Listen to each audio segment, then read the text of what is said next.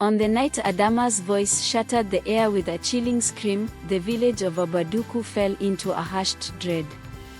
Under the silvery glare of the full moon, she stumbled into the village square, her once bright eyes dimmed with horror.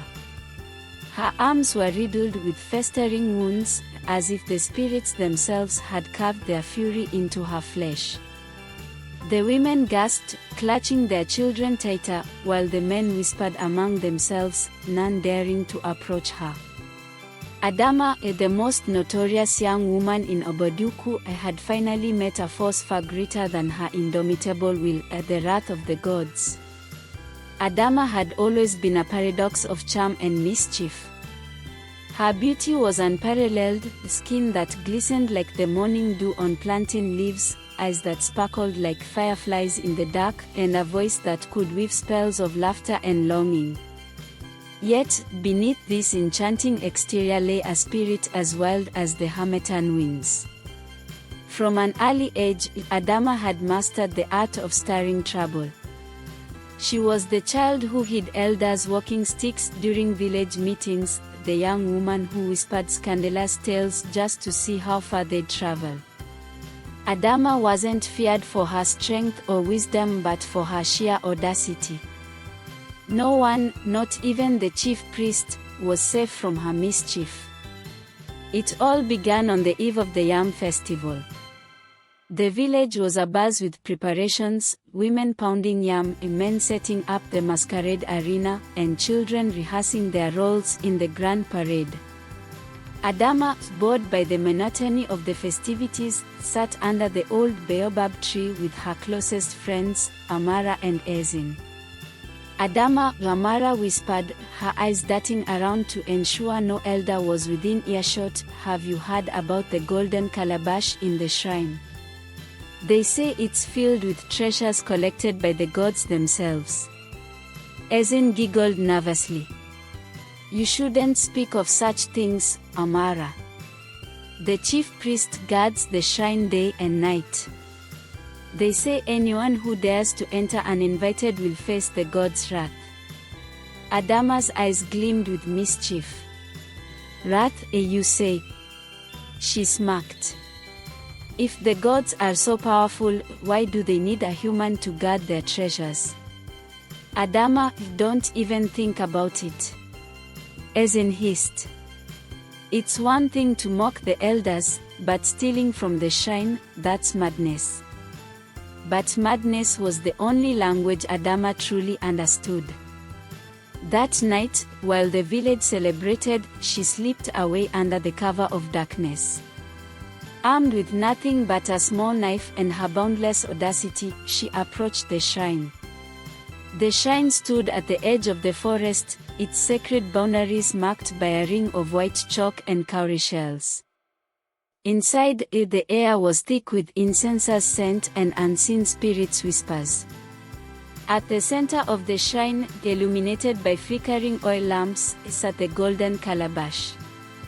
Adamma's heart pounded in her chest as she pushed forward. She reached for the calabash, her fingers trembled slightly as they grazed its smooth surface. A sudden gust of wind blew through the shrine, extinguishing the lamps and plunging her into darkness.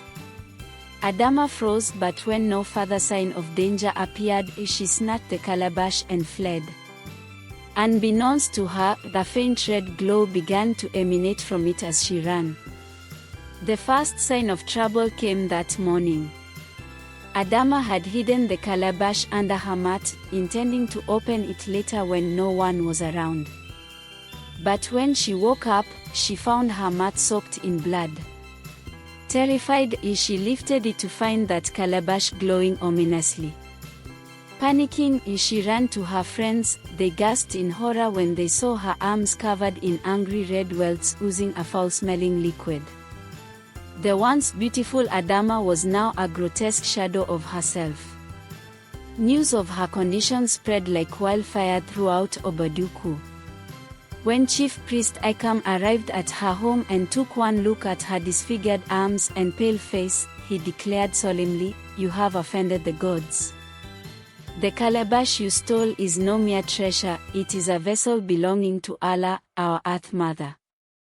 Return it at once and perhaps you might earn her forgiveness. But Adamma remained obstinate. If Allah wants her calabash back, she spat defiantly through gritted teeth, she can come and take it herself. Ikam shook his head gravely. So be it, he said softly but firmly. You have chosen your path. From that day on, Adamma's life descended into chaos. Her beauty faded further into grotesque scars and boils that marred her skin, and her once melodious voice became a raspy whisper that echoed loneliness through every syllable spoken. The villagers shunned her, they whispered curses under their breath whenever she passed by their homes or gathered in groups at market stalls. Children pointed at her with wide eyes filled with fear and curiosity while mothers hurried them away from what they deemed an evil omen. But perhaps worst of all were the voices. At night when sleep eluded her and shadows danced menacingly across walls like specters from another world, Adamma would hear whispers coming from within that accursed calabash, soft yet insistent murmurs that spoke of her darkest fears, abandonment by friends, betrayal by family, inevitable doom looming just beyond sight. Unable to bear it any longer after weeks filled with tormenting echoes reverberating through her mind like an unending nightmare made flesh, she decided to destroy it once and for all.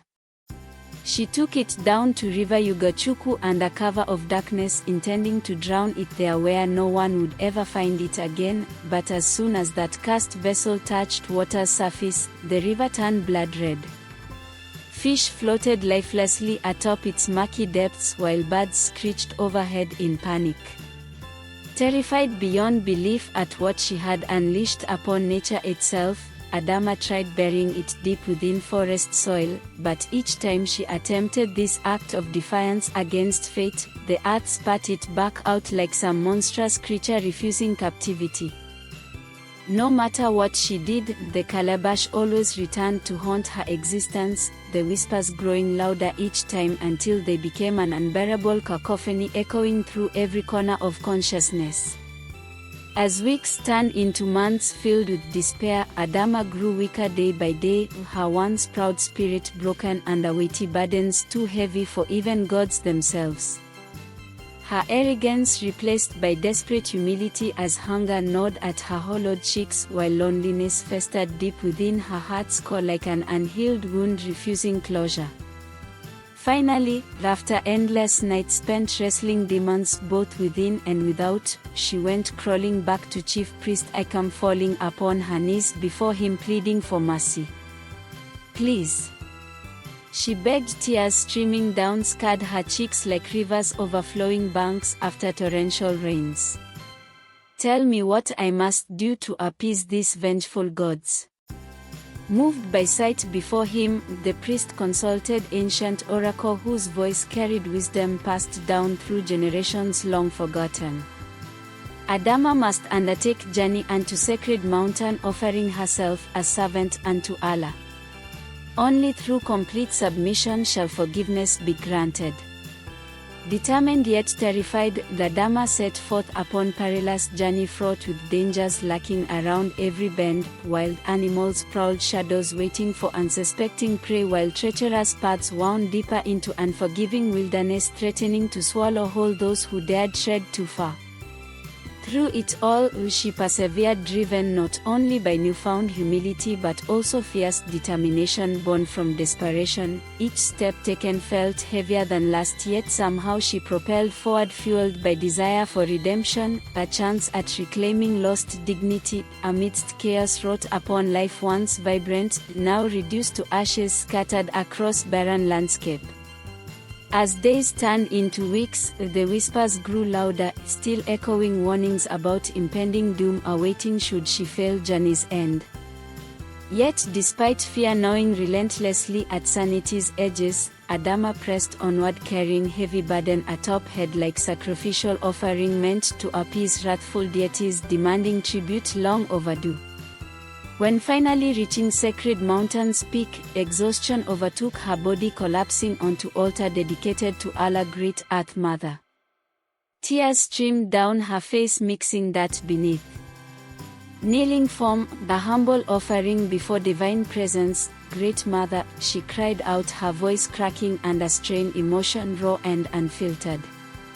I was foolish, reckless, and blinded by vanity. I see now my error ways. I offer myself not as a thief but servant. Take my life if desired, but spare my soul. Suddenly mountain trembled beneath weight, words spoken, a voice emerged deep, resonating through earth itself, speaking truth long hidden. Adamma, you have learned true meaning of humility. Your beauty was a gift, but it blinded you about others. Punishment not meant to destroy you, but teach you to rise above folly.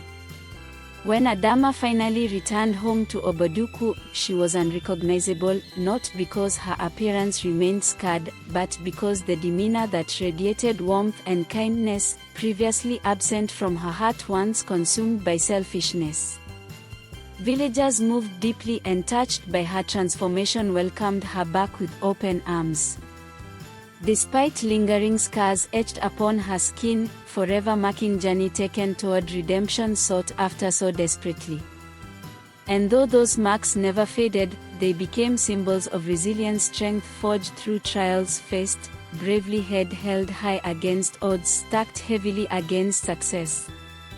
In time, Adamma dedicated her life helping others, teaching lessons learned along her way, sharing wisdom she gained through suffering endured during darkest nights she spent battling inner demons unleashed upon her world, unwilling to accept consequences for actions taken recklessly without thought of future repercussions. Thus, the legend of Adamma grew throughout villages far beyond borders known, spreading tales of courage and perseverance, inspiring generations to rise above challenges faced daily and reminding all who heard the story power of humility and grace found within even most tumultuous storms life throws their way unexpectedly.